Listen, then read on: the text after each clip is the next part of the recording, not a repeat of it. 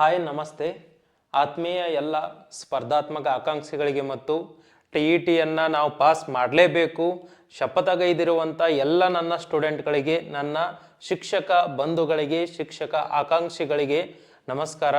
ನೋಡಿ, ಈಗಾಗಲೇ ನಾವು NCERT ಅಂತಂದರೆ ಇದು CBSE ಸಿಲೆಬಸ್ನಲ್ಲಿ ಬರುವಂಥ NCERT ಪಠ್ಯಕ್ರಮದ ಅನುಸಾರವಾಗಿ ನೋಡ್ಕೊಂತ ಬರತ್ತಿದ್ದೀವಿ. CTETಯಲ್ಲಿ ಈಗ ಹೇಳಿರುವಂಥ ಪ್ರತಿ ಪಾಠದ ಮೇಲೂ ಕ್ವಶನ್ ಆಗಿದಾವೆ, ಪ್ರತಿ ಒಂದು ಪಾಠದ ಮೇಲೂ ಕ್ವಶನ್ ಆಗಿದಾವೆ. ವಿತ್ ಪ್ರೂಫ್ ನಾನು ನಿಮಗೆ ತೊಗೊಂಡ್ಬರ್ತೀನಿ. ಅಲ್ಲಿ ಎಲ್ಲಿ ಅಂತಂದ್ರೆ ಪ್ರೀವಿಯಸ್ ಇಯರ್ ಕ್ವಶನ್ ಪೇಪರನ್ನು ಸಾಲ್ವ್ ಮಾಡೋಣ, ಅಲ್ಲಿ ನೋಡ್ತಾ ಹೋಗುವಂತ್ರಿ ಯಾವ ರೀತಿ ಕ್ವಶನ್ ಆಗಿದಾವಂತ. ಈಗ ಏನಂತಂದಾಗ ಭೂ ಸ್ವರೂಪಗಳು ಮತ್ತು ಜೀವನ, ಹಾಗಾದ್ರೆ ಲ್ಯಾಂಡ್ ಫಾರ್ಮ್ಸ್ ಅಂತ ಕರಿತೇವೆ ನೋಡ್ರಿ. ಲ್ಯಾಂಡ್ ಫಾರ್ಮ್ಸ್ ಭೂ ಸ್ವರೂಪ, ಭೂಮಿಯ ಮೇಲೆ ಇರುವಂತ ಭೂ ಸ್ವರೂಪಗಳು. ಈಗ ಏನೇನದಾವ್ರಿ ಭೂಮಿ ಮೇಲೆ ಅಂತಂದಾಗ, ಒಂದು ಏನೈತಿ ಪ್ರಸ್ಥ ಭೂಮಿಗಳು ಕಂಡು ಬರ್ತಾವ, ಅಲ್ಲಿ ದೊಡ್ಡ ಆಗಿರುವಂತ ಬೆಟ್ಟಗಳು ಕಂಡು ಬರ್ತಾವ. ಸಣ್ಣ ಇದ್ದು ಅಂತಂದ್ರ ಬೆಟ್ಟ ಅಂತ ಕರೆದ್ರಿ, ಅವ ಬಹಳಷ್ಟು ದೊಡ್ಡ ಇದ್ದು ಅಂತಂದ್ರ ಪರ್ವತ ಅಂತ ಕರೆದು. ಪರ್ವತಗಳು, ಪ್ರಸ್ಥ ಭೂಮಿಗಳು ಮತ್ತು ಅದರೊಂದಿಗೆ ಏನಂತಂದ್ರ ಸಮತಟ್ಟಾದ ಪ್ರದೇಶಗಳು ಕಂಡು ಬರ್ತಾವು, ಮರುಭೂಮಿಗಳು ಕಂಡು ಬರ್ತಾವು. ಅವೆಲ್ಲವನ್ನ ನೋಡ್ಕೊಂತ ಹೋಗ್ಬೇಕು. ಮೊದಲನೇದಾಗಿ ಏನಂತಂದಾಗ ಇಲ್ಲಿ ಭೂ ಸ್ವರೂಪಗಳು ಮತ್ತು ಜೀವನ. ಹಾಗಾದ್ರೆ ಭೂ ಸ್ವರೂಪ ಅದರದ್ದು ಯಾವ್ಯಾವ ರೀತಿ ಅದಾವು ಅಂತ ಇಲ್ಲಿ ತಿಳಿಸ್ತಾ ಹೋಗ್ತೈತಿ. ಅದಕ್ಕೋಸ್ಕರ ಇದನ್ನ ಎಲ್ಲಿ ಇಂಪಾರ್ಟೆಂಟ್ ಇರ್ತೈತಿ, ಎಲ್ಲಿ ಕ್ವಶನ್ ಆಗ್ತೈತಿ ಅದನ್ನ ಓದ್ಕೊಂತ ಹೋಗ್ಬೇಕು. ನಾನು ನಿಮಗೆ ಹೇಳ್ತೀನಿ ಎಲ್ಲಿ ಕ್ವಶನ್ ಆಗ್ತೈತಿ ಅಂತ, ಅಲ್ಲಿ ಬಹಳಷ್ಟು ಫೋಕಸ್ ಮಾಡ್ಬೇಕಾಗ್ತೈತಿ. ನೋಡಿ ಇಲ್ಲಿ ಯಾವ ರೀತಿ ಏನೇನು ಐತಿ ಅಂತ ಕೊಟ್ಟಿದ್ದಾರೋ. ಹಾಗಾದ್ರೆ ಇಲ್ಲಿ ಏನೇನು ನಾವು ತಿಳ್ಕೊತೀವಿ ಅಂದ್ರ, ಭೂ ಸ್ವರೂಪಗಳ ಪ್ರಮುಖ ವಿಧಗಳು ಹಾಗೂ ಅಲ್ಲಿಯ ಸಂಸ್ಕೃತಿ, ಅಲ್ಲಿಯ ಜೀವನ, ಪ್ರತಿಯೊಂದು ಭೂ ಸ್ವರೂಪದ ಜೊತೆಗೆ ಜೀವಿಗಳು ಹೊಂದಿರುವ ಸವಾಲುಗಳು ಮತ್ತು ಅವಕಾಶಗಳು ಅಂತ ಹೇಳಿದರು.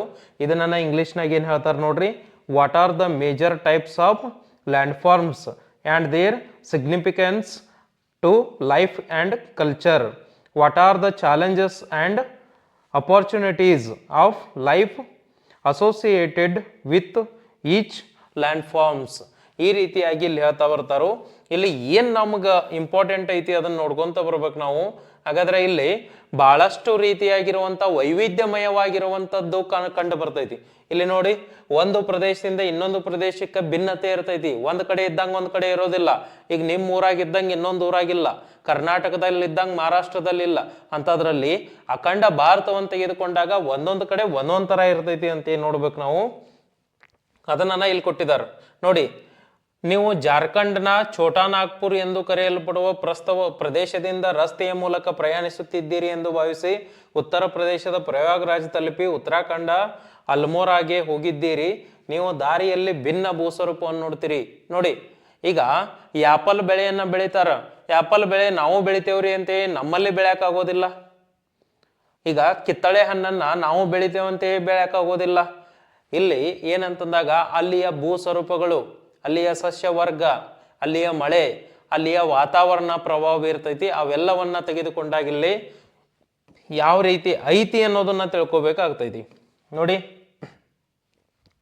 ಪ್ರಮುಖವಾಗಿ ಇಲ್ಲಿ ಏನೇನು ಕಂಡು ಬರ್ತಾವ್ರಿ ಸರ್ ಅಂತಂದಾಗ, ಭೂ ಸ್ವರೂಪವು ನಮ್ಮ ಭೂಮಿಯ ಮೇಲ್ಮೈಯಲ್ಲಿರುವ ಭೌತಿಕ ಲಕ್ಷಣ ಆಗೈತಿ. ಭೌತಿಕ ಕಂಡೀಷನ್ ಆಗೈತಿ ನೋಡ್ರಿ. ಹಾಗಾದ್ರೆ ಇಲ್ಲಿ ಭೂಮಿಯ ಮೇಲೆ ಇರುವಂತ ಲಕ್ಷಣ ಆಗೈತಿ ಇದು. ನೆಕ್ಸ್ಟ್ ಹೇಳ್ತಾನೆ ನೋಡು, ಭೂ ಸ್ವರೂಪಗಳು ಲಕ್ಷಾಂತರ ವರ್ಷಗಳ ಹಿಂದೆಯೇ ರೂಪುಗೊಂಡಿದ್ದು. ಇವು ಏನಾಗಿದಾವು, ಬಹಳಷ್ಟು ವರ್ಷಗಳ ಹಿಂದೆ ರೂಪುಗೊಂಡಿದಾವು. ಇವೆಲ್ಲ ಏನಂತಂದಾಗ ಲಿವಿಂಗ್ ಥಿಂಗ್ಸ್ ಅಂತ ಕರಿತೀವಿ. ಹಾಗಾದ್ರೆ ಬದುಕಿರುವಂಥವು ನೋಡಿ, ಭೂಮಿಯ ಮೇಲೆ ಇರುವಂಥವು ಇವೆಲ್ಲ ಅಂತ ನೋಡ್ತೀವಿ. ಬಹಳಷ್ಟು ವರ್ಷಗಳ ಹಿಂದೆ ಬದುಕಿದ್ದು, ಪರಿಸರ ಜೀವನದೊಂದಿಗೆ ಗಮನಾರ್ಹ ಸಂಬಂಧವನ್ನ ಹೊಂದಿದವು. ಅವುಗಳನ್ನ ವಿಶಾಲವಾಗಿ ನಾವು 3 ವಿಧದಲ್ಲಿ ವಿಂಗಡಣೆ ಮಾಡ್ತೀವಿ. ಈಗ ನಮಗ ಪರೀಕ್ಷಾ ದೃಷ್ಟಿಯಿಂದ ಇಂಪಾರ್ಟೆಂಟ್ ಆಗಿರೋದು ಏನಂತಂದ್ರೆ ಈ ಪಾಯಿಂಟ್ ಅನ್ನು ನೋಡ್ಕೋಬೇಕು ನಾವು.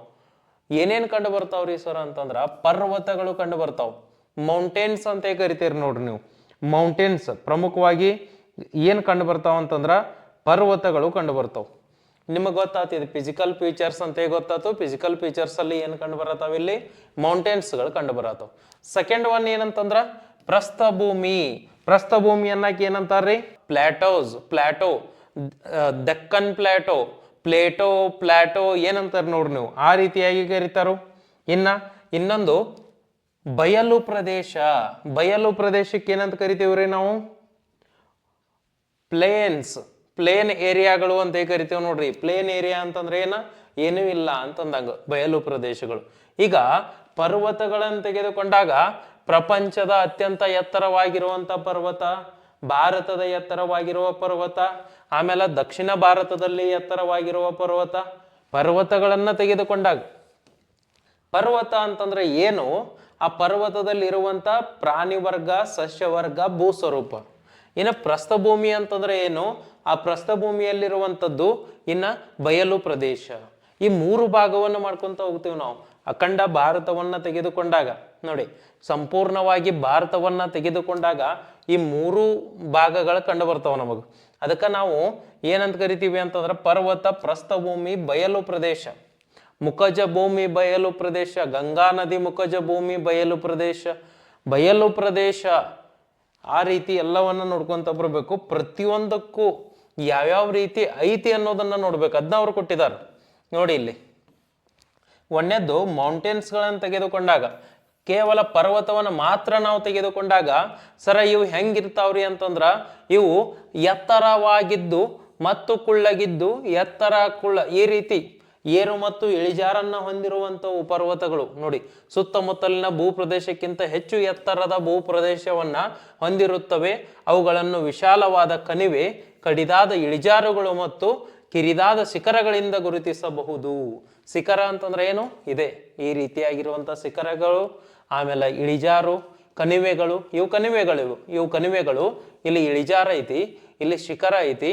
ಇದರಿಂದ ನಾವು ಗುರುತ ಮಾಡ್ತೀವಿ. ಇವೆಲ್ಲ ಏನಂತಂದ್ರ ಮೌಂಟೇನ್ಸ್ ಅಂತೇಳಿ ಗುರುತ ಮಾಡ್ತೀವಿ. ಸಿಂಪಲ್ ಆಗೈತಿ. ಇಲ್ಲಿ ನೋಡಿ, ಕೆಲವು ಪರ್ವತಗಳು ಹಿಮದಿಂದ ಆವೃತವಾಗಿರುತ್ತವೆ.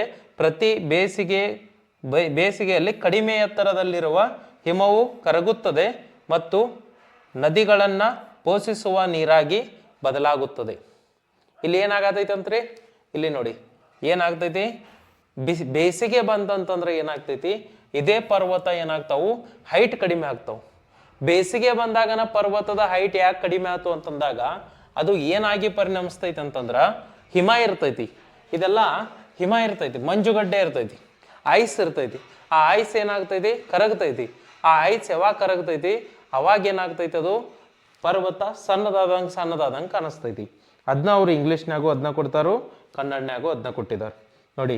ಅದು ಎತ್ತರದಿಂದ ಅವಲಂಬನೆಯನ್ನ ಆಗೈತಿ.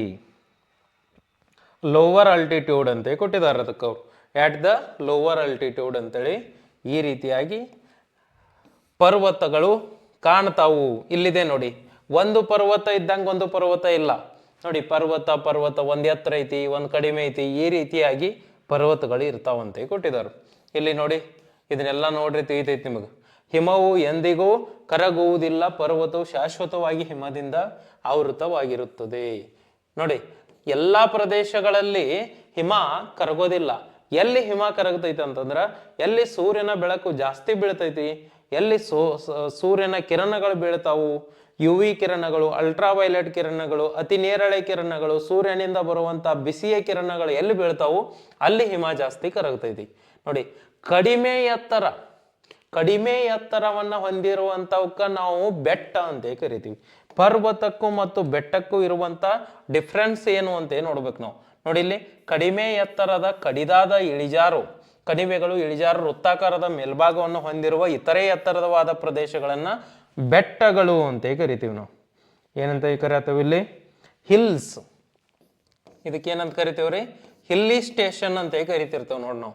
ಹಿಲ್ಲಿ ಸ್ಟೇಷನ್ ಅಂತಂದ್ರೆ ಬಹಳಷ್ಟು ಬೆಟ್ಟದಿಂದ ಕೂಡಿರುವಂಥದ್ದು.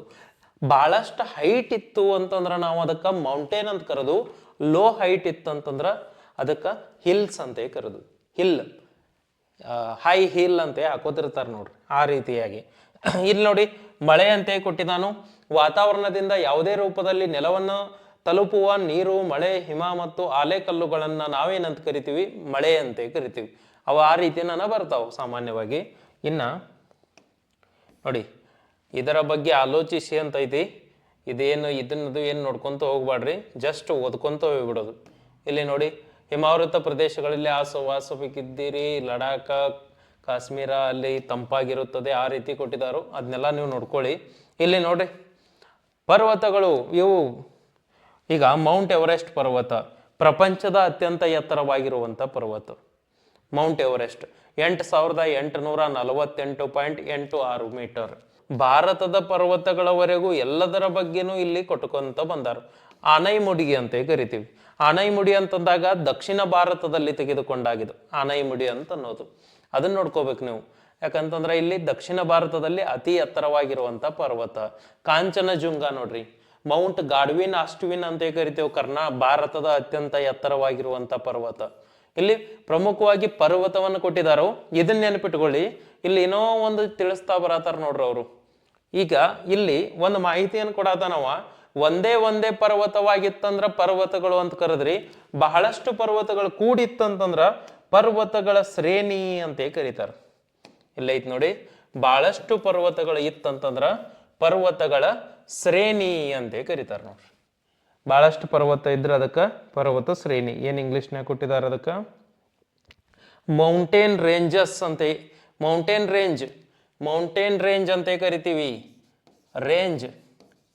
ರೇಂಜಸ್ ಮೌಂಟೇನ್ ರೇಂಜ್ ಅಂತ ಕರಿತೀವಿ ನೋಡ್ರಿ. ಇದಕ್ಕೆ ಯಾವುದಕ್ಕ ಪರ್ವತ ಶ್ರೇಣಿ. ಬಹಳಷ್ಟು ಪರ್ವತ ಅಂತಂದ್ರ ಹಿಂಗ ಇದೊಂದು ಬಹಳಷ್ಟು ಪರ್ವತಗಳಿದ್ದು ಅಂತಂದ್ರ ಹಿಮಾಲಯ ಪರ್ವತ ಶ್ರೇಣಿ, ಹಿಮಾಲಯನ್ ಮೌಂಟೇನ್ ರೇಂಜ್ ಅಂತ ಕರಿತೇವೆ ನಾವು.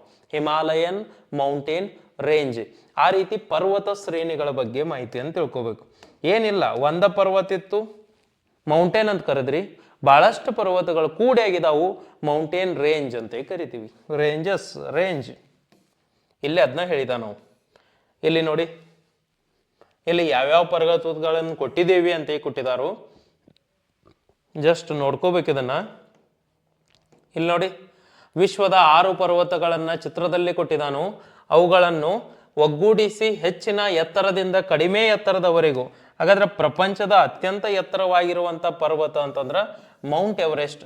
ಯಾವುದು? ಟಿಬೇಟ್ ಅಂದ್ರೆ ಚೀನಾ. ಈಗ ಟಿಬೇಟ್ ಅನ್ನೋ ಚೀನಾ ಕಡೆನ ಐತಿ. ಹಾಗಾಗಿ ಚೀನಾ ಮತ್ತು ನೇಪಾಳ ಆಕ್ಚುಲಿ ಇರೋದು ಎಲ್ಲಿ ಅಂತಂದ್ರೆ ಅದು ನೇಪಾಳ.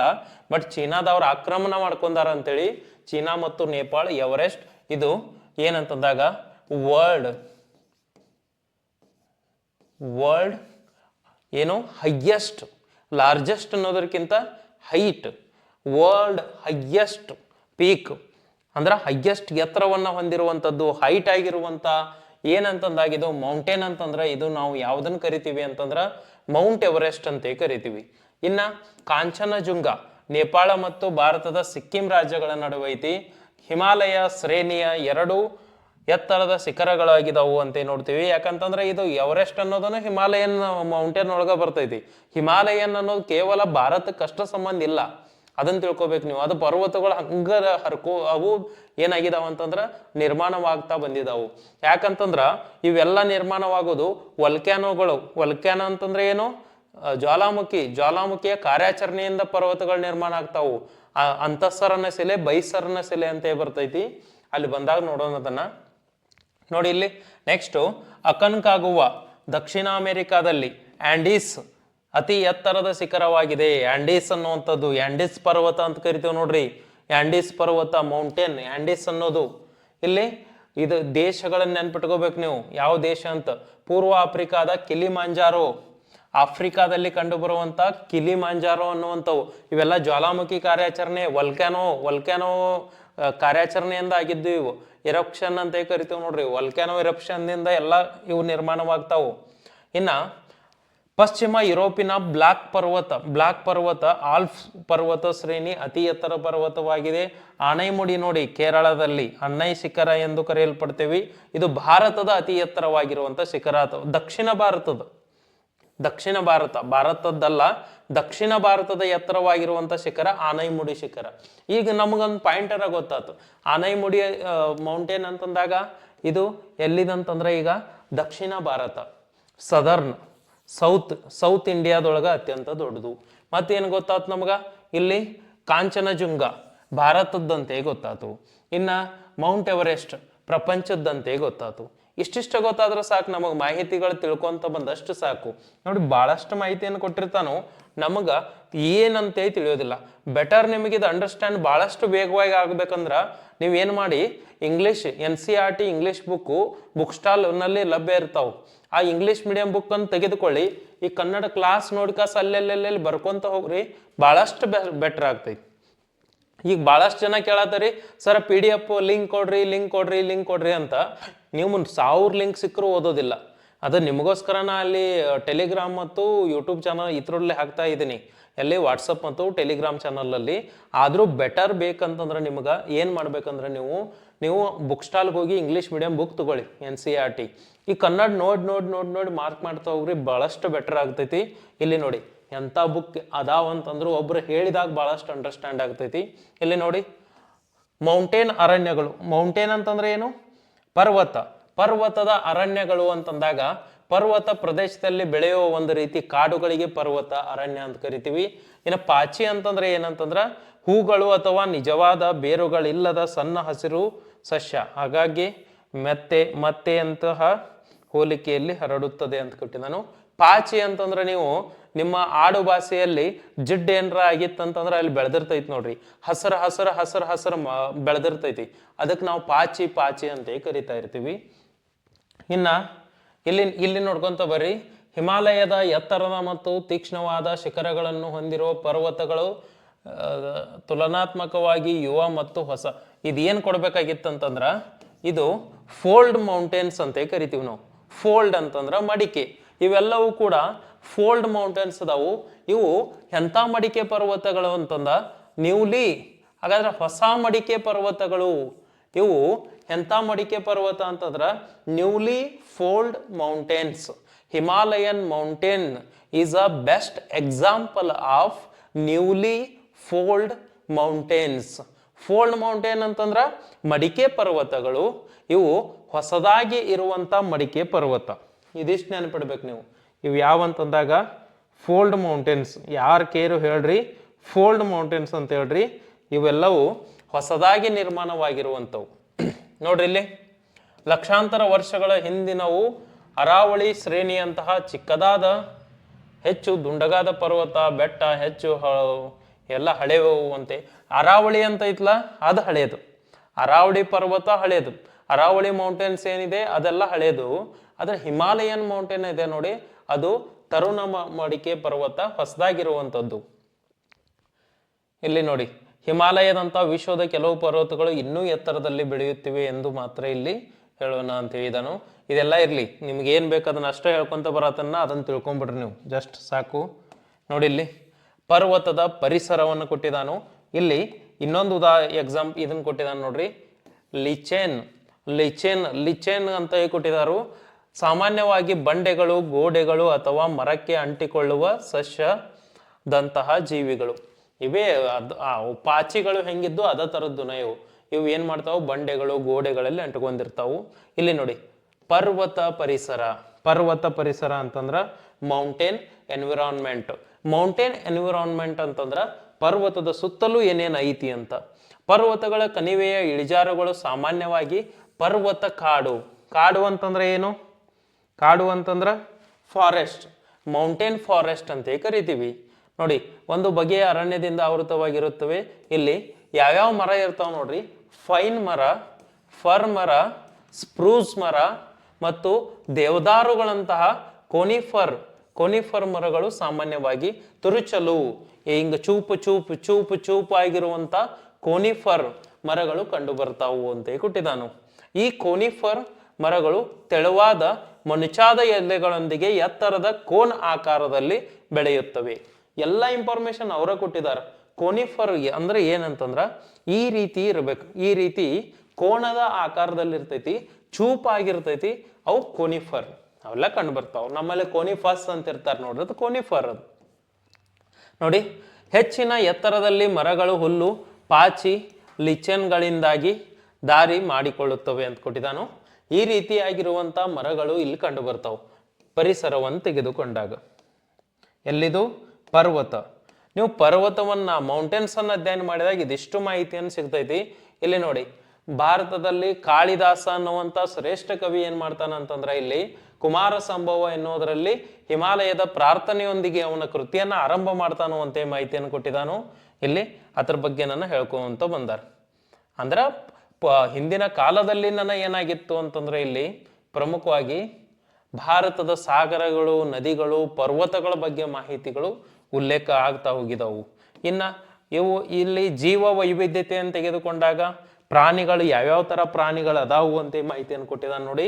ಇಲ್ಲಿ ಹಿಮಾಲಯನ್ ತಹರ, ಆಮೇಲೆ ಪೆರೆಗ್ರೀನ್ ಫಾಲ್ಕನ್, ಇನ್ನ ಪರ್ವತದ ಮೊಲ, ಗೋಲ್ಡನ್ ಈಗಲ್, ಕೆನಡಿಯನ್ ಲಿಂಕ್ಸ್, ಬೂದು ನರಿ, ಐಬೆಕ್ಸ್ ಯಾಕ್, ಇವೆಲ್ಲ ಈ ರೀತಿಯಾಗಿರುವಂಥವು ಕಪ್ಪು ಕರಡಿಗಳು, ಚಿರತೆಗಳು ಇವೆಲ್ಲವೂ ಎಲ್ಲಿ ಕಂಡು ಬರ್ತಾವ ಅಂತಂದ್ರ ಈ ಪರ್ವತ ಪ್ರದೇಶದಲ್ಲಿ ಕಂಡು ಬರುವಂಥವು.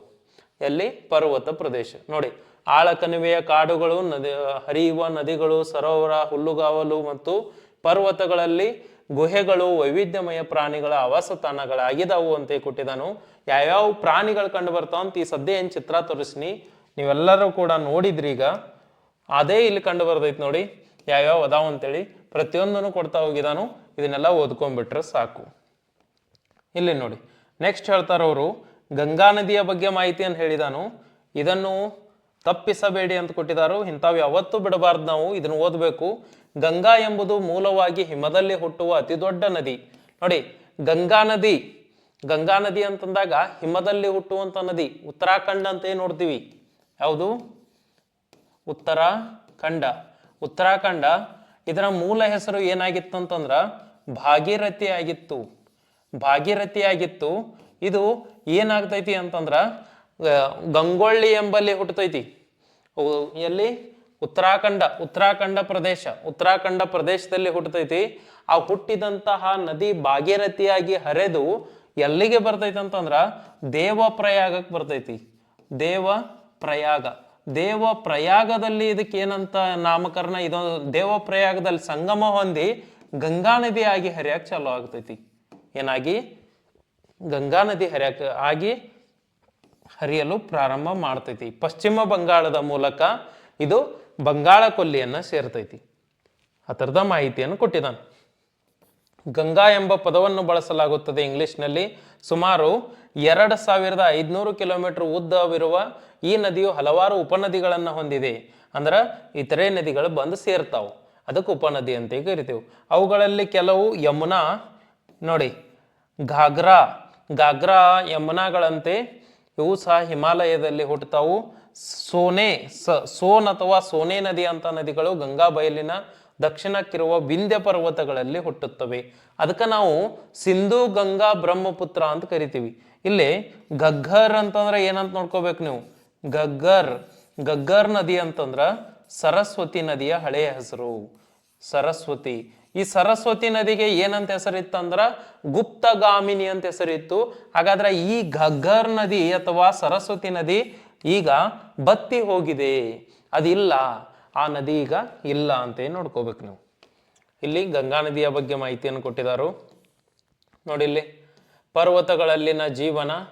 ಪರ್ವತ ಭೂ ಪ್ರದೇಶವು ಸಾಮಾನ್ಯವಾಗಿ ಗಟ್ಟಿಯಾಗಿರುತ್ತದೆ, ಕಡಿದಾದ ಇಳಿಜಾರುಗಳನ್ನು ಹೊಂದಿರುತ್ತದೆ. ಇದರ ಅರ್ಥ ನಿಯಮಿತ ಕೃಷಿ. ಇಲ್ಲಿ ನೋಡಿ, ಇದು ಬಹಳಷ್ಟು ಗಟ್ಟಿಯಾಗಿರ್ತೈತಿ, ಇಳಿಜಾರನ್ನ ಹೊಂದಿರ್ತೈತಿ. ಏನೇನು ಕೊಟ್ಟಿದ್ದಾನೆ ನೋಡಿ. ಟೆರೈನ್ ಮತ್ತು ವ್ಯಾಲೀಸ್. ಭೂಪ್ರದೇಶವು ಸಾಮಾನ್ಯವಾಗಿ ಕಣಿವೆಗಳನ್ನು ಹೊಂದಿರ್ತೈತಿ. ವ್ಯಾಲೀಸ್ ಅಂತಂದ್ರೆ ಕಣಿವೆಗಳು. ಆಮೇಲೆ ಟೆರೈನ್ ಭೂಪ್ರದೇಶ ಸಾಮಾನ್ಯವಾಗಿ ಏನು ಹೊಂದೈತಿ ಅಂತಂದ್ರೆ ನೋಡಿ, ಇದು the mountain terrain is usually rugged ಅಂತ ಕೊಟ್ಟಿದ್ದಾನು. ಕಡಿದಾದ ಇಳಿಜಾರನ್ನ ಹೊಂದಿರ್ತೈತಿ, ವ್ಯಾಲಿಗಳನ್ನ ಹೊಂದಿರ್ತೈತಿ. ವ್ಯಾಲಿ ಅಂತಂದ್ರೆ ಏನಂತಂದ್ರೆ ಕಣಿವೆಗಳನ್ನ ಹೊಂದಿರ್ತೈತಿ. ಇವು ಮೆಟ್ಟಿಲು ಆಕಾರದಲ್ಲಿ ಇರ್ತಾವ ನೋಡ್ರಿ, ಸ್ಟೆಪ್ ನೋಡಿ. ಇವು ಇಳಿಜಾರಿನಲ್ಲಿ ಮೆಟ್ಟಿಲುಗಳನ್ನ ಕತ್ತರಿಸುವ ಮೂಲಕ ಇಳಿಜಾರುಗಳಲ್ಲಿ ಕೃಷಿಯನ್ನ ಮಾಡಲಾಗುತ್ತದೆ. ಇದನ್ನ ಯಾವ ರೀತಿ ನೋಡ್ತೇವೆ ಅಂತಂದ್ರೆ, ನಾವು ಕಾಫಿ ಮತ್ತು ಚಹಾ ಬೆಳೆಯನ್ನ ಬೆಳಿತಾರ ನೋಡ್ರಿ ಮೆಟ್ಟಿಲುಗಳ ಆಕಾರದಲ್ಲಿ, ಆ ರೀತಿಯನ್ನು ನೋಡಬಹುದು. ಅದೇ ರೀತಿಯಲ್ಲಿ ಇಲ್ಲಿ ಮಾಡ್ಲಾಗ್ತೈತಿ. ಇದಕ್ಕ ನಾವೇನಂತ ಕರಿತೀವಿ, ಇಳಿಜಾರು ಮೆಟ್ಟಿಲು ಕೃಷಿ ಅಂತ ಕರಿತೀವಿ. ಏನಂತ ಕರಿತೀವಿ ಇಲ್ಲಿ? ಇಳಿಜಾರು ಮೆಟ್ಟಿಲು ಕೃಷಿ ಅಂತ ಕರಿತೀವಿ. ಟೆರೇಸ್ ಫಾರ್ಮಿಂಗ್ ಇಂಗ್ಲಿಷ್ ನಲ್ಲಿ ಕೊಟ್ಟ ಬಿಟ್ಟಿದ ನೋಡಿ. ಟೆರೇಸ್ ಫಾರ್ಮಿಂಗ್ ಅಂತ ಕರಿತೀವಿ. ಕೇಳ್ಬೋದು, ಏನಂತ ಕೇಳ್ಬೋದು, ಇಲ್ಲಿ ವ್ಯಾಲೀಸ್ನಲ್ಲಿ ಕಂಡು ಬರುವಂತ ಕೃಷಿಗೆ ಏನಂತ ಕರೀತಾರೆ, ವ್ಯಾಲೀಸ್ನಲ್ಲಿ ಕಂಡು ಬರುವಂತ ಕೃಷಿಗೆ ಏನಂತ ಕರೀತಾರ ಅಂತಂದ್ರ ಟೆರೆಸ್ ಫಾರ್ಮಿಂಗ್ ಅಥವಾ ಏನು ಇಳಿಜಾರು ಮೆಟ್ಟಿಲು ಕೃಷಿ ಅಂತ ಕರೀತಾನೆ. ನಾವು ಏನು ಮಾಡ್ಕೋಬೇಕಂತಂದ್ರ ಇದ್ದಂಥದ್ದನ್ನ ಸಿಂಪಲ್ ಆಗಿ ತಿಳ್ಕೊಳ್ಳುವಂತ ಪ್ರಯತ್ನ ಮಾಡ್ಬೇಕು. ನೀವು ಕಾಂಪ್ಲಿಕೇಟೆಡ್ ಮಾಡ್ಕೊಂಡ್ರೆ ಅಂತಂದ್ರ ಅಂಡರ್ಸ್ಟ್ಯಾಂಡ್ ಆಗೋದಿಲ್ಲ. ಭೂಪ್ರದೇಶ ಅಂತಂದ್ರೆ ಏನು, ಅದರ ಭೌತಿಕ ಲಕ್ಷಣಗಳ ದೃಷ್ಟಿಕೋನದಿಂದ ಒಂದು ತುಂಡು ಅಥವಾ ವಿಸ್ತಾರ. ಭೂಪ್ರದೇಶ ಫಿಸಿಕಲ್ ಕಂಡೀಷನ್ ಅದರದ ಟೆರೇನ್ ಅಂತಂದ್ರೆ ಏನಂತ ಕೇಳಿದಾನೆ.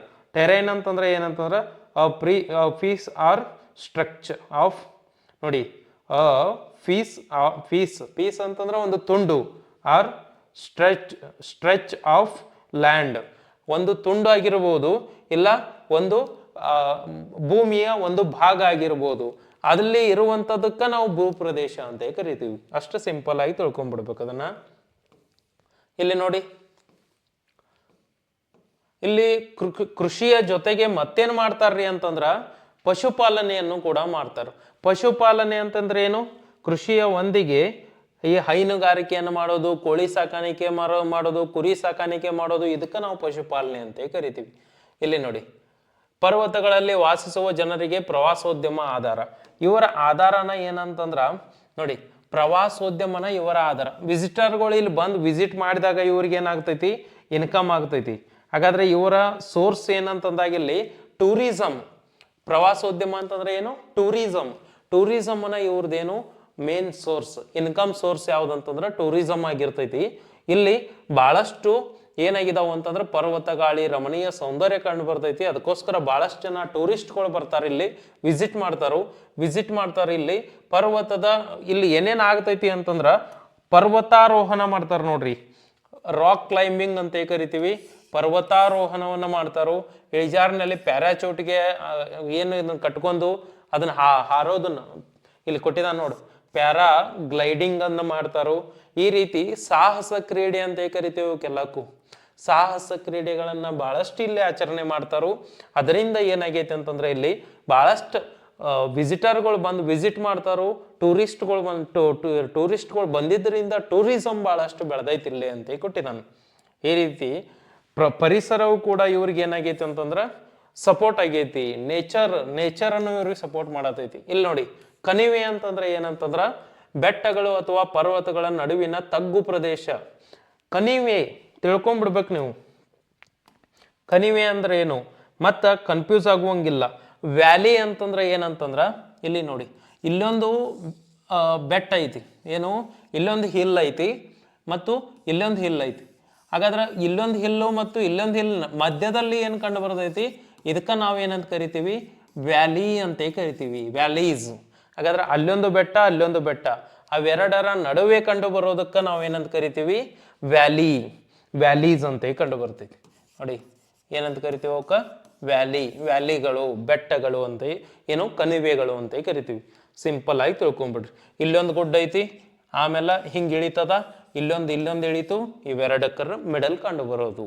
ಇನ್ನ ಹೈಯೆಸ್ಟ್ ಪೀಕ್ನಾಗ ಎತ್ತರನಾಗ ಇತ್ತಂದ್ರ ಮೌಂಟೇನ್ ಅಂತ ಕರೆದು, ಸ್ವಲ್ಪ ಪೀಕ್ ಕಡಿಮೆ ಇತ್ತು, ಹೈಟ್ ಕಡಿಮೆ ಇತ್ತು ಅಂದ್ರ ಹೈಯೆಸ್ಟ್ ಇದು ಏನು ಎತ್ತರ ಇತ್ತಂತಂದ್ರ ಇದಕ್ಕ ಮೌಂಟೇನ್ ಅಂತ ಕರದಿ.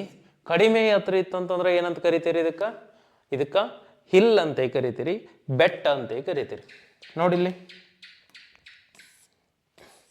ಇನ್ನ ಮೌಂಟ್ ಎವರೆಸ್ಟ್ ಶಿಖರವನ್ನ ಏರಿದಂಥವ್ರು ಯಾರ್ಯಾರು ಅಂತ ನೋಡ್ಕೋಬೇಕು.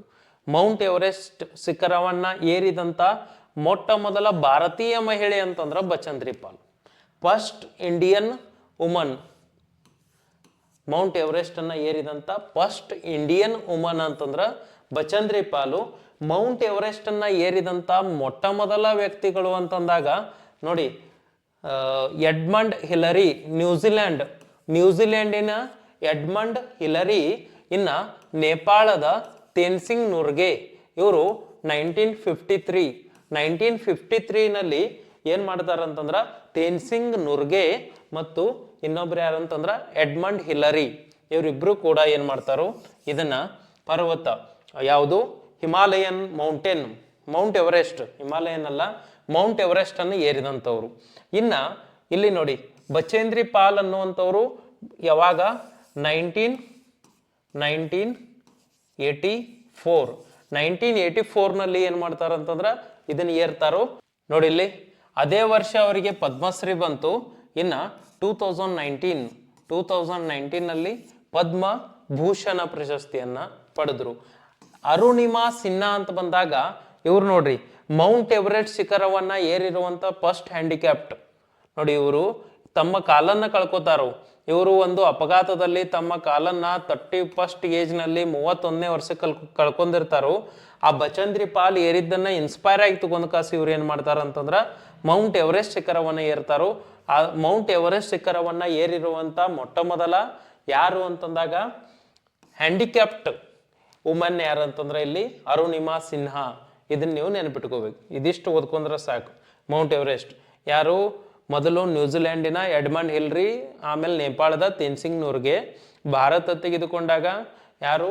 ಒಂದು ಬಚೇಂದ್ರಿ ಪಾಲ್ ಫಸ್ಟ್ ವುಮೆನು, ನಂತರದಲ್ಲಿ ಅರುಣಿಮಾ ಸಿನ್ಹಾ ಅಂತ ತೆಗೆದುಕೊಂಡಾಗ ಫಸ್ಟ್ ಯಾರು? ಹ್ಯಾಂಡಿಕ್ಯಾಪ್ಟ್. ಇದಿಷ್ಟನ್ನು ನೀವು ಇಲ್ಲಿ ಮಾಹಿತಿ ಅಂತ ತಿಳ್ಕೋಬೇಕು.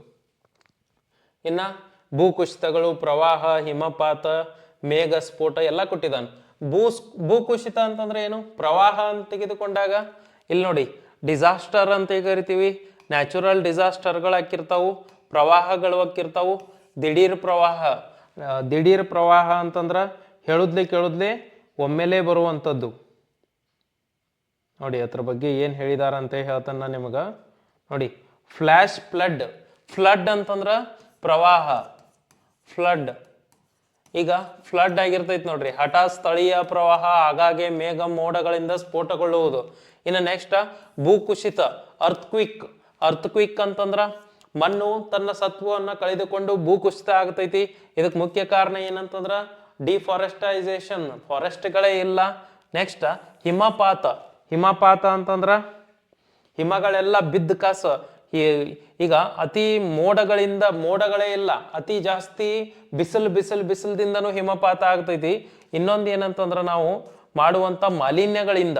ಇನ್ನ ಮೇಘ ಸ್ಫೋಟ ಆಗ್ತೈತಿ. ಈ ರೀತಿ ಎಲ್ಲ ಮಾಹಿತಿಗಳನ್ನ ನೋಡ್ಕೊಂತ ಬರ್ಬೇಕು ನೀವು ನೋಡಿ. ಇದನ್ನ ತಪ್ಪಿಸಬೇಡಿ ಅಂತಿದ್ದಾಗ ನೀವು ಯಾವುದೇ ಕಾರಣಕ್ಕೂ ಮಿಸ್ ಮಾಡುವಂತಿಲ್ಲ. ಇಲ್ಲಿ ನೋಡ್ಕೊಳ್ಳಿ, ಕ್ಲಾಸ್ ಒಂದ್ ಸ್ವಲ್ಪ ನಿಮ್ಗೆ ದೊಡ್ಡದಾಗ್ತಿರ್ಬೋದು, ಯಾಕಂದ್ರೆ ಬಹಳಷ್ಟು ಇಂಪಾರ್ಟೆಂಟ್ ಆಗಿರುವಂತ ಪಾಠ ಇದು. ಇಲ್ಲಿ ನೋಡಿ, ಪ್ರಪಂಚದಾದ್ಯಂತ ಹಲವು ಸಾಂಪ್ರದಾಯಿಕ ಸಮುದಾಯ ಪರ್ವತಗಳನ್ನ ಪವಿತ್ರ ಸ್ಥಳಗಳು ನೋಡಿ. ನಾವು ಕೇದಾರ್ನಾಥ, ಬದ್ರಿನಾಥ, ಕಾಶಿ ಯಾತ್ರೆಗಳನ್ನ ಮಾಡ್ತಿರ್ತಾರೆ ನೋಡ್ರಿ. ಆ ರೀತಿ ವಿಶ್ವದ ಅತ್ಯಂತ ಎತ್ತರವಾದ ಪರ್ವತ ಮೌಂಟ್ ಎವರೆಸ್ಟ್ ಅನೇಕ ಹೆಸರುಗಳನ್ನ ಹೊಂದೈತಿ. ಟಿಬೇಟಿಯನ್ರು ಇದನ್ನ ಚೋಮ್ಲುಂಗಾಮ್ ನೋಡಿ. ಇವೆಲ್ಲವೂ ಕೂಡ ಇಂಪಾರ್ಟೆಂಟ್, ಇವೆಲ್ಲವೂ ವೆರಿ ಇಂಪಾರ್ಟೆಂಟ್. ಟಿಬೇಟಿಯನ್ರು ಮೌಂಟ್ ಎವರೆಸ್ಟ್ ಅನ್ನ, ಇಡೀ ಪ್ರಪಂಚ ಮೌಂಟ್ ಎವರೆಸ್ಟ್ ಅಂತ ಕರಿತೈತಿ, ಹೋಲ್ ವರ್ಲ್ಡ್ ಮೌಂಟ್ ಎವರೆಸ್ಟ್ ಅಂತ ಕರಿತೈತಿ. ಬಟ್ ಟಿಬೇಟಿಯನ್ರು ಏನಂತ ಕರೀತಾರೋ? ಚೋಮ್ಲುಂಗ್ಮಾ ಹೆಸರ ಹೆಂಗಾದೈತಿ ನೋಡು. ಚೋಮ್ಲುಂಗ್ಮಾ ಅಂತ ಕರೀತಾರೋ. ಅಂದ್ರ ವಿಶ್ವದ ತಾಯಿ ದೇವತೆ ನೋಡಿ. ವರ್ಲ್ಡ್ ಮದರ್ ಗಾಡ್ ಇಲ್ಲ, world mother god of mother ಏನು ಅಂತ ಕರೀರಿ, ವಿಶ್ವದ ತಾಯಿ ದೇವತೆ ಅಂತೇಳಿ ಅವ್ರು ಕರೆದಾರು. ಟಿಬೇಟಿಯನ್ರು ಏನ್ ಕರೆದಾರಂದ್ರ ಚೋಮ್ಲುಂಗ್ಮಾ ಅಂತ ಕರೀತಾರೋ. ಇನ್ನ ನೇಪಾಳಿಗರು ಇದಕ್ಕ ಸಾಗರ ಮಾತಾ ಅಂತ ಕರೀತಾರ. ಹಾಗಾದ್ರೆ ನೇಪಾಳಿಗರು ಏನಂತ ಕರೆದಾರ? ಇದಕ್ಕ ಸಾಗರ ಮಾತಾ ಅಂತ ಕರೆದವರು ನೇಪಾಳಿಗರು. ಹಾಗಾದ್ರೆ ಆಕಾಶದ ದೇವತೆ ಎಷ್ಟು ಇಂಪಾರ್ಟೆಂಟ್ ಕೊಟ್ಟಿದ್ದಾನೆ ನೋಡಿ. ಇದು ಕೇವಲ ಅದೊಂದ ಅಂತಲ್ಲಿ ಎಲ್ಲಾ ಪರೀಕ್ಷೆಗೆ ಇಂಪಾರ್ಟೆಂಟು. ಟಿಬೇಟಿಯನ್ರು ಚೋಮ್ಲುಂಗ್ಮಾ, ನೇಪಾಳಿಯನ್ರು ಸಾಗರ ಮಾತಾ. ಯಾಕೆ ಕರೆದ್ರು ಅಂತ ಕೊಟ್ಟಿದ್ದಾನೆ. ನೇಪಾಳದಲ್ಲಿರುವ ಕೈಲಾಸ ಪರ್ವತವನ್ನ ಹಿಂದೂ ಧರ್ಮ, ಬೌದ್ಧ ಧರ್ಮ, ಜೈನ ಧರ್ಮ, ಆಮೇಲೆ ಪ್ರಾಚೀನ ಟಿಬೇಟಿಯನ್ನರ ಬಾನ್ ಧರ್ಮಗಳು ಪವಿತ್ರ ಅಂತ ಪರಿಗಣಿಸಿದರು. ಪರ್ವತ ಶಿಖರಗಳ ಬಗ್ಗೆ ಅಂತಹ ಪೂಜನೀಯ ಭಾವನೆಯನ್ನ ಭಾರತದ ಬೇರೆ ಕಡೆಗೆ ವಿಶ್ವದೆಲ್ಲೆಡೆಗೂ ನಾವು ನೋಡ್ತೀವಿ ಅಂತ ಕೊಟ್ಟಿದ್ದಾನು. ಆದ್ರೆ ಅವಕ್ಕೆ ಏನೇನು ಯಾವ್ಯಾವ ಕರೆದ್ರು ಅನ್ನೋದು ಇಂಪಾರ್ಟೆಂಟ್. ಇದು ನೋಡಿ, ನೆಕ್ಸ್ಟ್ ಏನ್ ಕೊಟ್ಟಿದ್ದಾನಂತಂದ್ರ ಪ್ರಸ್ಥಭೂಮಿಗಳು ಅಂತಂದಾಗ ಪ್ಲಾಟೋ ಏರಿಯಾ, ಡೆಕ್ಕನ್ ಪ್ಲಾಟೋ ಅಂತ ಕರಿತೀವಿ ನೋಡ್ರಿ. ಪ್ಲಾಟೋ ಏರಿಯಾಗಳು ಅಂತ ನೋಡ್ತೀವಿ. ಪ್ರಸ್ಥಭೂಮಿಯು ಸುತ್ತಮುತ್ತಲಿನ ಭೂಮಿಯಿಂದ ಮೇಲಕ್ಕೆ ಇರುವಂತಹ ಹೆಚ್ಚು ಕಡಿಮೆ ಸಮತಟ್ಟು ಈ ರೀತಿ ಇರಬೇಕಿದು. ಪ್ಲೇನ್ ಏರಿಯಾ ಇರಬೇಕು. ಪ್ಲೇಟೋ ಅಂತಂದ್ರೆ ಫ್ಲಾಟ್ ಆಗಿರ್ಬೇಕಂತಿರ್ತಾರೆ ನೋಡ್ರಿ. ಪ್ಲಾಟೋ ಏರಿಯಾ ಈ ರೀತಿ ನೇರವಾಗಿರ್ತೈತಿ, ಒಂದ್ ಸ್ವಲ್ಪ ಎತ್ತರದಲ್ಲಿ ಇರ್ತೈತಿ. ಅದರ ಕೆಲವು ಬದಿಗಳು ಹೆಚ್ಚಾಗಿ ಕಡಿದಾದ ಇಳಿಜಾರು ಹೊಂದಿರುತ್ತವೆ. ಪರ್ವತಗಳಂತೆ ಪ್ರಸ್ಥಭೂಮಿಗಳು ಭೂಮಿಯ ಇತಿಹಾಸದ ದೃಷ್ಟಿಯಿಂದ ಚಿಕ್ಕದಾಗಿರಬಹುದು ಅಥವಾ ಹಳೆಯದಾಗಿರಬಹುದು.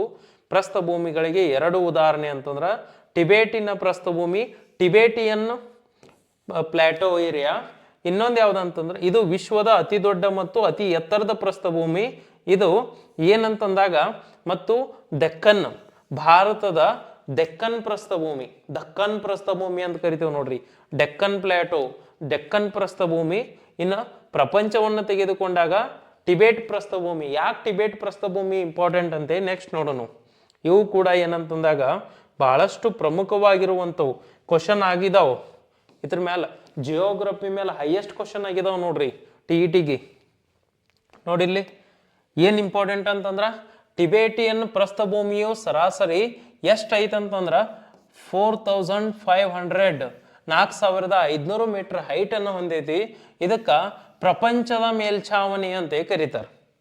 ಟಿಬೇಟ್ ಪ್ರಸ್ಥಭೂಮಿಗೆ ಏನಂತ ಕರೆಯತಾನಂತಂದ್ರ ಪ್ರಪಂಚದ ಮೇಲ್ಛಾವಣಿ.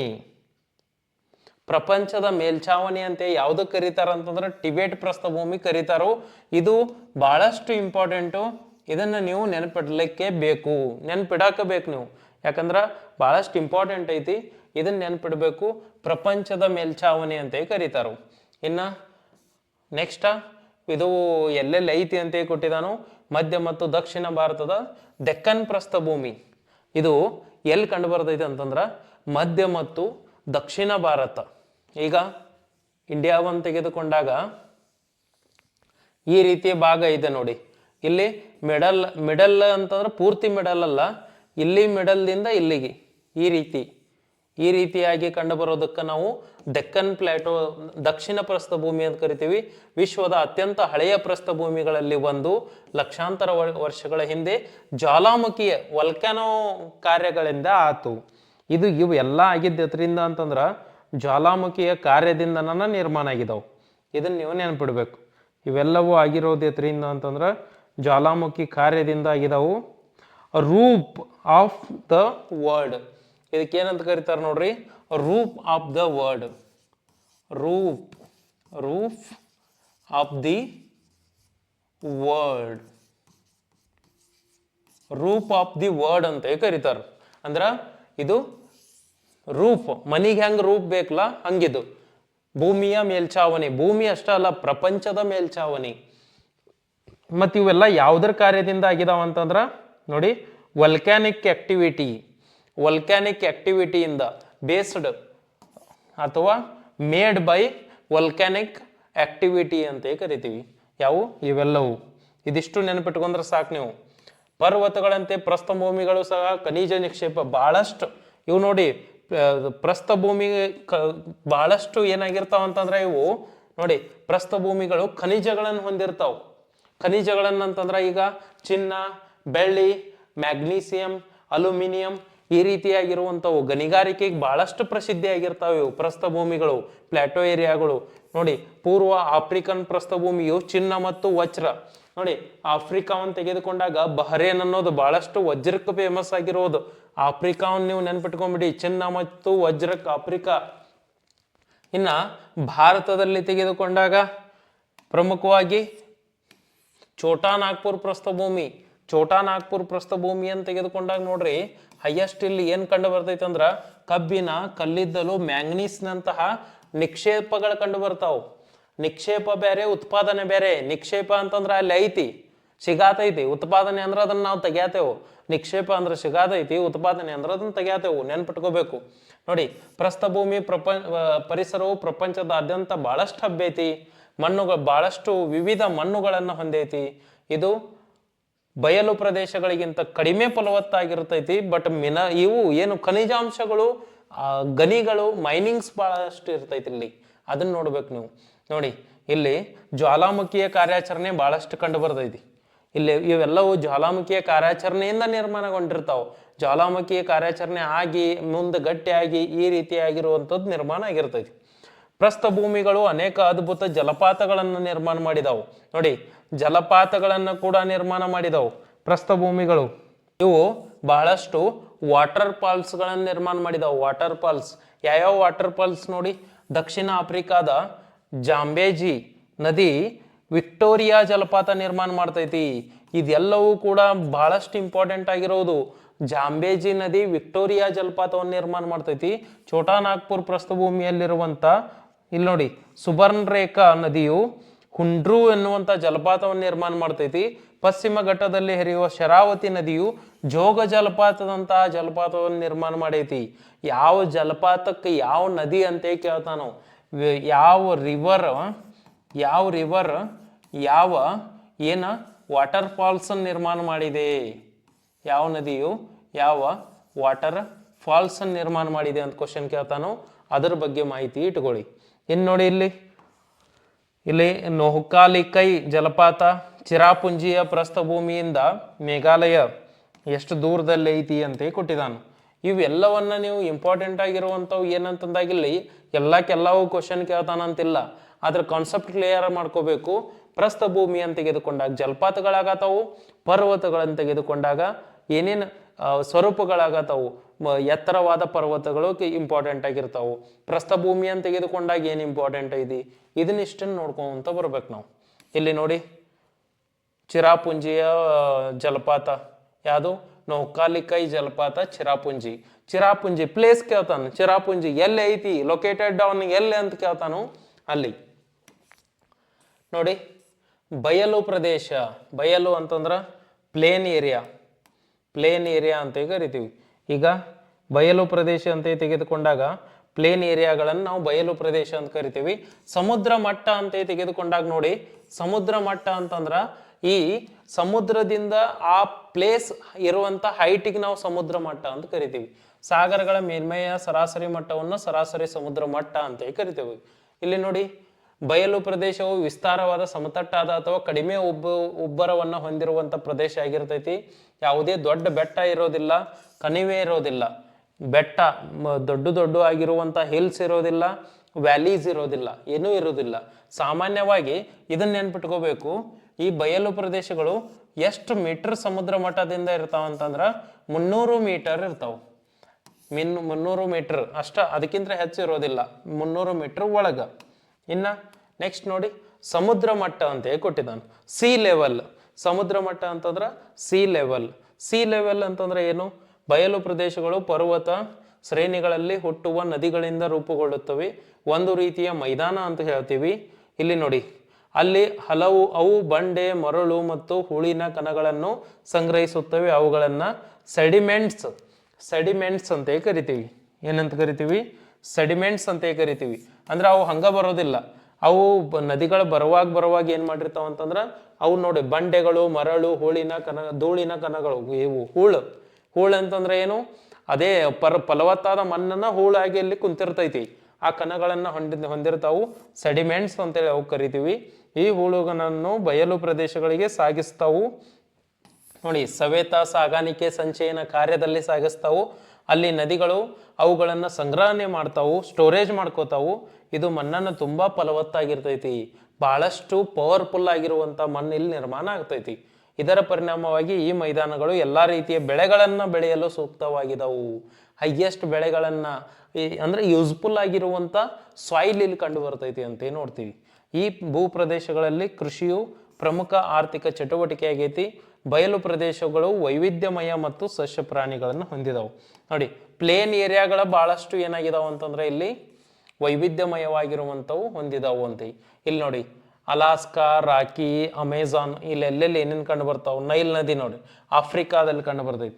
ಪ್ರಪಂಚದಲ್ಲೇ ಅತಿ ಉದ್ದವಾದ ನದಿ ಇದು. ನೈಲ್ ನದಿ ಅಂತಂದಾಗ ಉದ್ದವಾದ ನದಿ. ಅಮೆಜಾನ್ ಕಾಡು ಪ್ರಪಂಚದ ಶ್ವಾಸಕೋಶ, ಅತಿ ದೊಡ್ಡ ನದಿ, ಅತಿ ದೊಡ್ಡ ರಿವರ್. ಬಿಗ್ ಅಂತ ತೆಗೆದುಕೊಂಡಾಗ big river in the world ಅಂತಂದ್ರ ಅಮೆಜಾನ. ಇನ್ನ ಲಾಂಗ್ ಫ್ಲೋಸ್ ರಿವರ್ ಅಂತ ತೆಗೆದುಕೊಂಡಾಗ ಫ್ಲೋಯಿಂಗ್. ಲಾಂಗೆಸ್ಟ್ ಅಂತ ತೆಗೆದುಕೊಂಡಾಗ ನೈಲ್ ನದಿ. ಬಿಗ್ಗೆಸ್ಟ್ ಅಂತಂದ್ರೆ ಅಮೆಜಾನ್ ನದಿ ದೊಡ್ಡದು ಅಂತ ತೆಗೆದುಕೊಂಡ. ಇನ್ನು ಮಿಸಿಸಿಪ್ಪಿ ನದಿ ಅಂತಂದಾಗ ಇದು ನೋಡಿ ಪಕ್ಷಿ ಪಾದಾಕಾರದ ಚಲನೆಯನ್ನ ಹೊಂದಿರುವಂತ ನದಿ, ಪಕ್ಷಿ ಪಾದಾಕಾರ ಚಲನೆಯನ್ನ ಬರ್ಡ್ ಹೊಂದಿರುವಂತ ನದಿ. ಇಲ್ಲಿ ಟಿಬೇಟಿಯನ್ ಪ್ರಸ್ಥಭೂಮಿ, ಇನ್ನ ಇಲ್ಲಿ ಉಲ್ಲಾರ್ ಸರೋವರ, ಉಲ್ಲಾರ್ ಅನ್ನುವಂಥದ್ದು, ಉರಾಲ್ ಅನ್ನುವಂಥದ್ದು, ಇನ್ನ ಇಲ್ಲಿ ಯಾಂಗ್ವಿಜ್ ಹಿಮಾಲಯ, ಈ ರೀತಿ ಪ್ರಮುಖವಾಗಿರುವಂತ ಶ್ರೇಣಿಗಳೆಲ್ಲ ಕಂಡು ಬರ್ತಾವು. ಇಲ್ಲಿ ಅಮೆಜಾನ್ ಕಾಡು, ನಾ ಇಲ್ಲಿ ನಿಮಗೆ ಕೇವಲ ಅಂಡರ್ಸ್ಟ್ಯಾಂಡ್ ಆಗೋದ್ರ ಸಂಬಂಧ ರಿವರ್ಸ್ಗಳ ಬಗ್ಗೆ ರಿವರ್ಗಳದ್ದು ಕೊಟ್ಟಿದಾರಂತ ಹೇಳಿದ್ದೀನಿ. ಇಲ್ಲೆಲ್ಲ ನೋಡಿ ಕಂಡು ಬರ್ತೈತಿ, ಮಿಸಿಸಿಪ್ಪಿ ಕಂಡು ಬರ್ತೈತಿ, ಅಮೆಜಾನ್, ನೈಲ, ಇಲ್ಲಿ ಐತಿ ನೋಡಿ ಗಂಗಾ ಮತ್ತು ಬ್ರಹ್ಮಪುತ್ರ, ಇಲ್ಲಿ ಹಿಮಾಲಯ, ಇವೆಲ್ಲವೂ ಕೂಡ ಏನಂತಂದ್ರೆ ಇಂಪಾರ್ಟೆಂಟ್ ಆಗಿರುವಂಥವು. ಇಲ್ಲಿ ನೋಡಿ ಇದೇ ಕ್ವಶನ್ ಅನ್ನ ಕೇಳಿದಾನ. ಇಲ್ಲೇನು 3 ಕಲರ್ ಕಾಣತಾವ ನೋಡಿ, ಇದೇ 2024 ನಲ್ಲಿ ಯಾವಾಗಂತಂದ್ರ ಜನ್ ಆರ್ ಫೆಬ್ ಆ ಟೈಮ್ನಲ್ಲಿ ಕಾಲ್ಫಾರ್ಮ್, ಆ ಟೈಮ್ನಲ್ಲಿ ಎಕ್ಸಾಮ್ ಒಂದಾಗಿದೆ ನೋಡಿ.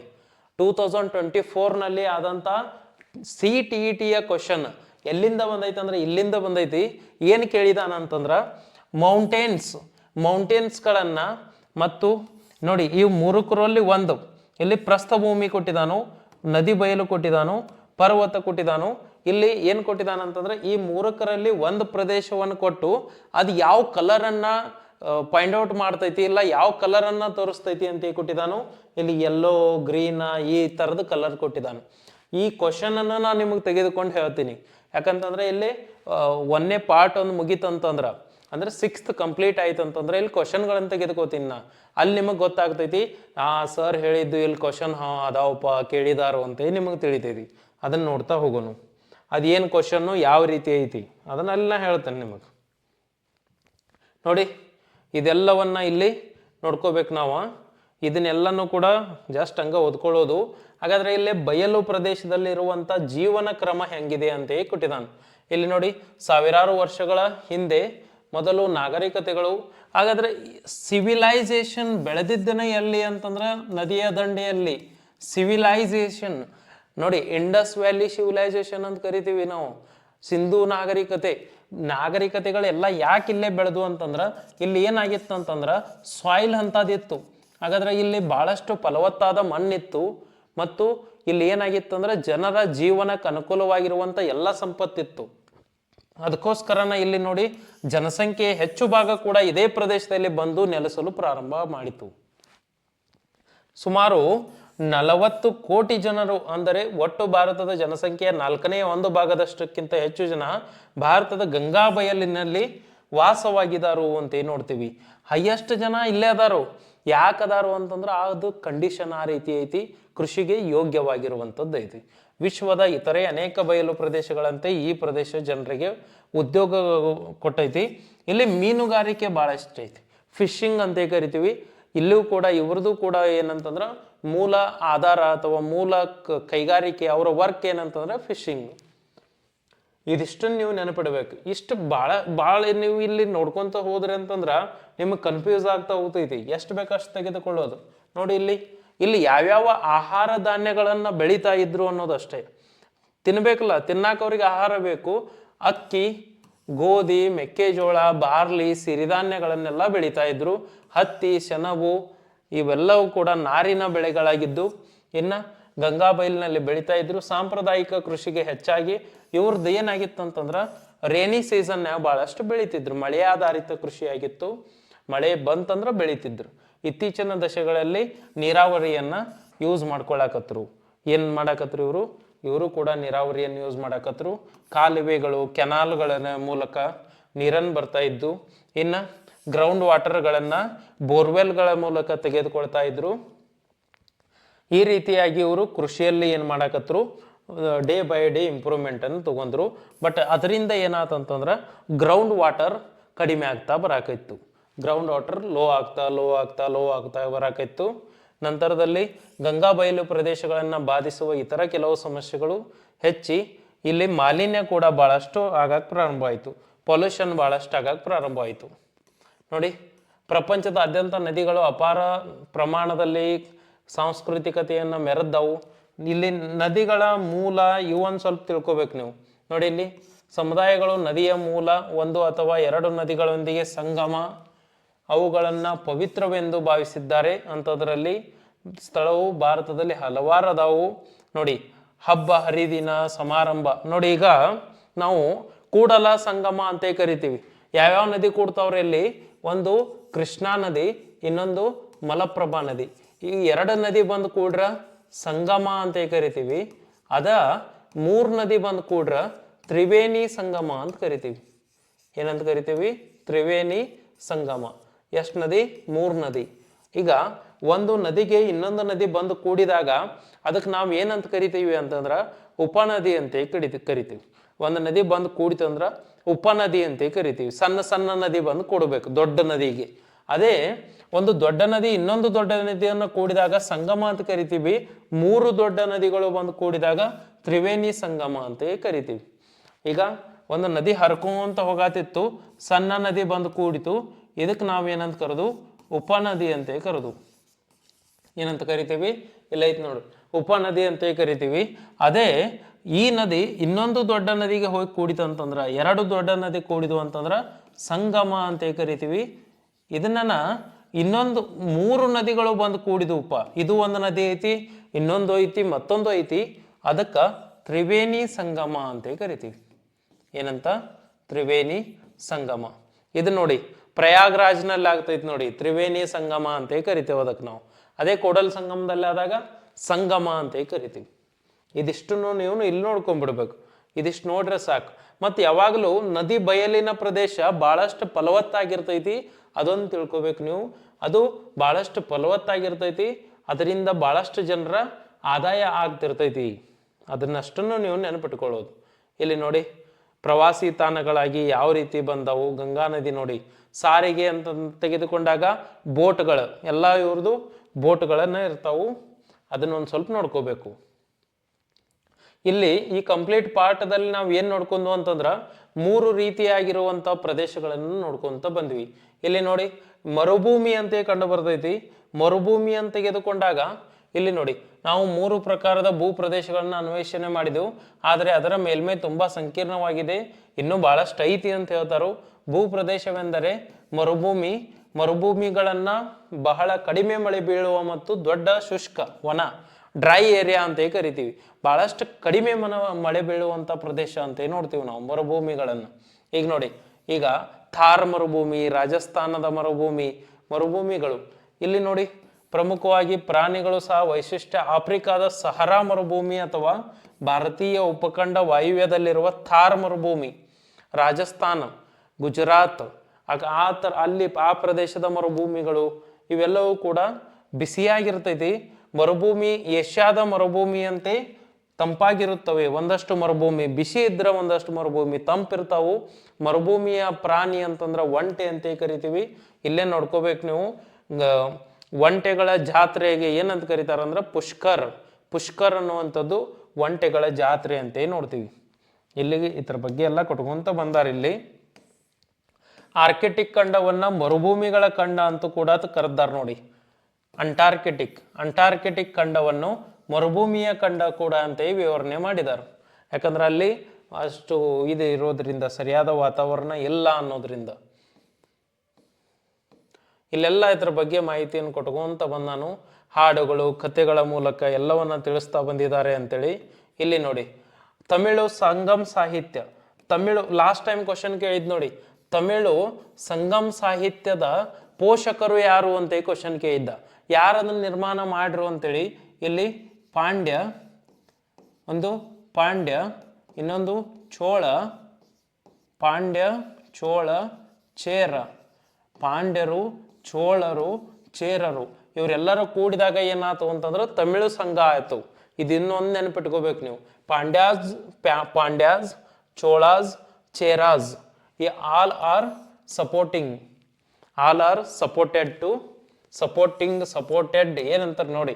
ಆಗಿತ್ತಂತಂದ್ರೆ ಸಪೋರ್ಟೆಡ್, ಮಾಡ್ತಿದ್ರು ಅಂತನಾಕ ಸಪೋರ್ಟಿಂಗ್ ಅಂತಂತೀವಿ. ಮಾಡ್ತಿದ್ದಾರೆ ಅನ್ನಕ ಮಾಡಿದ್ರು. ತಮಿಳು ಸಾಹಿತ್ಯ ಸಂಘ. ಮತ್ತು ಪರ್ಟಿಕ್ಯುಲರ್ ಆಗಿ ತಮಿಳರ ಒಂದು ಸಂಘವನ್ನ ಕಟ್ಟಿಕೊಟ್ಟವ್ರು ಯಾರಂತಂದ್ರ ಪಾಂಡ್ಯರು ಅಂತ ನೋಡ್ತೀವಿ. ಇಲ್ಲಿ ತಿನೈಗಳು ಅಂತ ಕರಿತಾ ಇದ್ರು ಇವರು. 5 ತಿನೈಗಳು ಅಂತ ಕರಿತಾ ಇದ್ರು. ಅಂದ್ರೆ ನೋಡ್ರಿ ಇಲ್ಲಿ ಪ್ರೀತಿ, ಹಂಬಲ, ಪ್ರತ್ಯೇಕತೆ, ಜಗಳ ಇತ್ಯಾದಿಗಳು ವಿವರಣೆಗಳಿದೆ ಅಂತ ಕೊಟ್ಟಿದ್ದಾನು.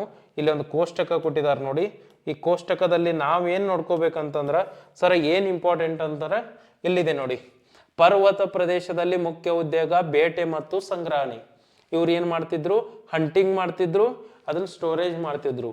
ಇನ್ನ ಹುಲ್ಲುಗಾವಲು ಮತ್ತು ಕಾಡು ಪ್ರದೇಶದಲ್ಲಿ ಜಾನುವಾರುಗಳನ್ನು ಸಾಕೋದು, ಪ್ರಾಣಿಗಳನ್ನು ಸಾಕೋದು.